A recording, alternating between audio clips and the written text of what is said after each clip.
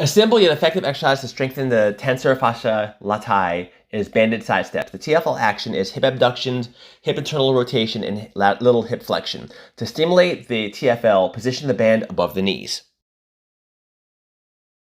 Note that the lower the position of the band, the higher the level of resistance applied to the muscle. In this video, note that the band is positioned above the knee. Once your band is in place, internally rotate your hips as if you're trying to turn your knees and toes inwards towards each other. This will be your starting position. Make sure you start with a stance that gives you initial tension. You want constant tension throughout the exercise. On the concentric phase of movement, abduct your leg as far as you can without exaggerating upper body movement and keeping your hips internally rotated. Note that as you step out, your TFL is concentrically contracting. However, as the other leg steps in, the gluteus medius and minimus are eccentrically contracting to adduct the outer leg with control. Step laterally 3 paces each direction, 4 to 5 times for 12 to 15 repetitions on each leg.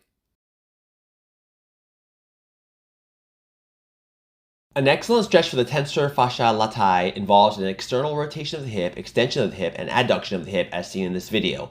Hold onto a wall or secure fixture as you perform the stretch. With legs side by side, externally rotate the hip, extend the hip to the back, adduct the hip across, and lean laterally to feel a deep stretch. Hold the stretch position for 10 to 30 seconds and repeat 2 to 3 times per side.